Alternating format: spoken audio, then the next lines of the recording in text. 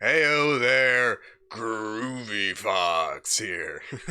And today we're coming at you with a quick review for Crawl, directed by Alexandre Aja and starring Kayla Scodelario and Barry Pepper. The film itself has a pretty basic premise. It's about two people that are trapped in a house during a hurricane, and as the floodwaters rise, they also realize that they are surrounded by man-eating alligators. Now, I'm a big fan of Alexandre Aja's work. I enjoyed Horns, I enjoyed High Tension, I enjoyed Mirrors, not as much, but I also am a really big fan of his remake of The Hills Have Eyes. I do believe it's one of the best horror remakes that's come out in recent years, and I personally think that it's way better than the original, but that's just me.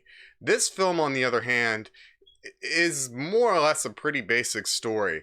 There isn't much to it, there aren't a lot of characters in it, there are only a couple characters that are even given names, which leads us to a certain issue. Now, when you're going to have a horror film like this, with only having a handful of characters, I can probably think of less than 5 that are actually named characters, one of which is someone that's spoken to over the telephone.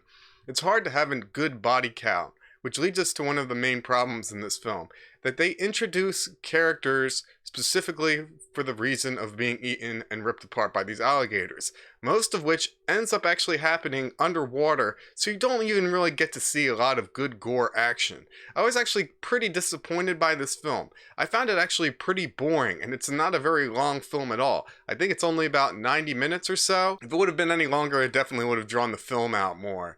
One of the big issues is the majority of the film is actually set in the basement of the house as well. So they're actually trapped in this crawl space basement of this house, of which there really aren't a lot of basement crawl spaces in Florida because most of the terrain is sand. So most of the houses don't even have basements in the first place. And they're trapped down there because her father was working on something underneath the house while he's trying to sell it and ends up being attacked by the crocodiles as unconscious. So she goes to check up on him because obviously the hurricane is setting in, and she finds him down there. So she goes to call for help, but she obviously isn't going to be able to because they're in the middle of a hurricane, right? So they end up spending the majority of the film. The 1 hour mark of this film, of which again it's only 90 minutes, they were actually still down in the basement. So without new characters really being introduced to amp up the action or have more victims for the alligators, it definitely made the movie draw. There were a lot of issues that I kind of noticed that just made me ask, what are these people doing? Or things that kind of stretched the disbelief of the situation. Like, is a man who's injured and unconscious, passed out in a basement, going to have the strength to decapitate a large 1,200-pound alligator with an old rusty shovel?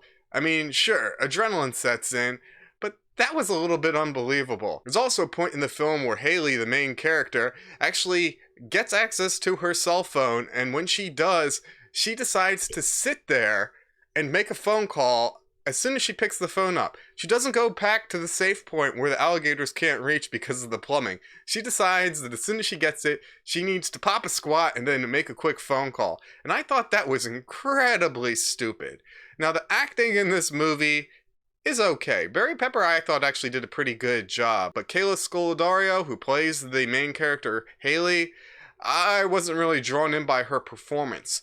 There were also certain hints that I was expecting to see more of her backstory developed as she gets to the house and she realizes her father is downstairs in the crawl space or basement, and she looks at the stairs and there's this little bit of a moment of hesitation.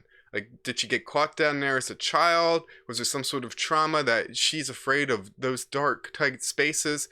I wasn't really sure, but I thought adding some of that would have added to some of the flavor of her character. Without it, I kind of thought she was kind of bland. I mean, yeah, she's a competitive swimmer. They established that in the opening scenes of the movie. But I was left asking myself, where's this girl coming from?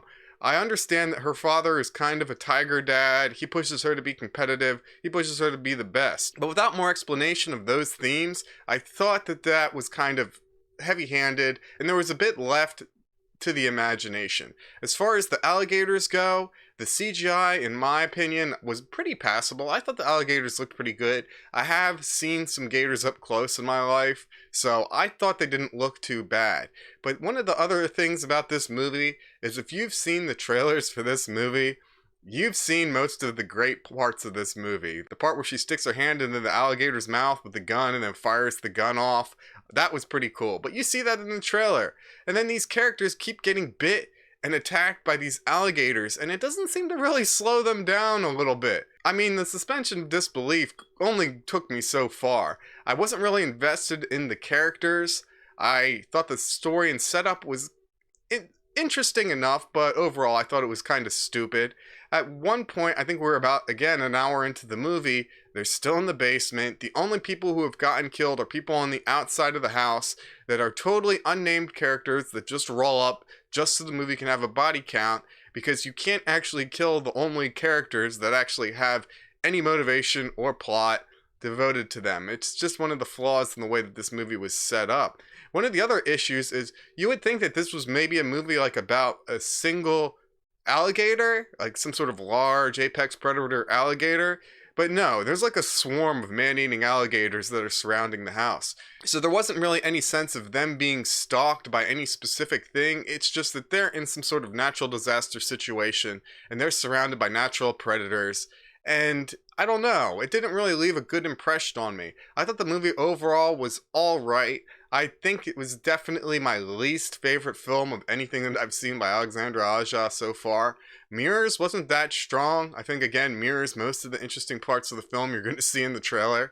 And this movie kind of goes into the same category as that. If you guys really like creature features, I would say maybe go check this movie out. I would say maybe watch it on Netflix, or maybe at a Redbox rental, or maybe on a discount matinee. But if you're going to pay full price for the movie tickets for this film, which is also pretty short anyway, I think that you're going to end up a little bit disappointed. A lot of people are saying this is actually a really good film, but I didn't really agree with it. Like I said, at about the hour point into the film, I looked over at my wife and she was actually falling asleep because there was like nothing happening in this film. So then the movie probably would have been a little bit better if the flooding in the house would have happened a little bit quicker, and then they started to move through the house, and then you actually see the gators stalking them through the house, chasing them through different parts of the house.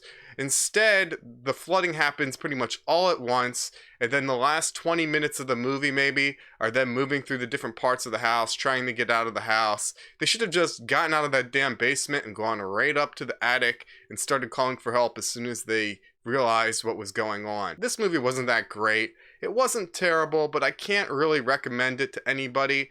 I don't think that this movie is going to be on anybody's cult classic lists anytime soon. I thought the performance, especially from the lead character, was kind of flat. Barry Pepper did okay. The other characters are more or less just introduced to be cannon fodder for these gators. They get ripped up. You don't even really get to see much of that. You do see a little bit of the aftermath at certain points, but there wasn't really a lot of gore. This could have probably passed for a PG-13 film if they would have just trimmed down some of the scenes of people thrashing around in the water with the gator. But there wasn't any gore. The character development wasn't really there. The special effects were passable. The acting was okay. And the premise of it was pretty basic. There isn't really a lot to this film that makes me want to go and recommend it to people. It's not as cheesy or as fun as a Sharknado movie, but then again, it's not as terrible as something that's unintentionally bad like Birdemic or something like that. So, if you enjoyed movies, I'd recommend you go watch Lake Placid again, because that's where you're going to get all of your fun gator action. This movie should have had all of their plot in it at some point. Maybe as a radio host. Maybe just a quick callback, just to kind of give them a shout out to that movie, which was definitely way more entertaining. Plus, it also had Bill Pullman in it. So, those are my thoughts on Crawl. I would probably give this movie on a scale of 1 to 5. I would probably have to give it a 2. If you really enjoy these kinds of films, maybe go check it out at a discount. Other than that, I would wait for a rental or wait for it to come to Netflix. I don't think it's going to take very long. But if you enjoyed this video, make sure to hit that like button. If you really like this video, share it with a friend so we can have more people watching this stuff. Drop some comments below to let me know what you thought about this movie. Other than that, I'm also going to leave a link to my Twitch channel over there. I play a lot of horror games and RPGs. You can go and follow me over there for more live groovy content. Other than that, I'm going to head out. You guys make sure that you stay safe, stay classy, but most of all, stay groovy.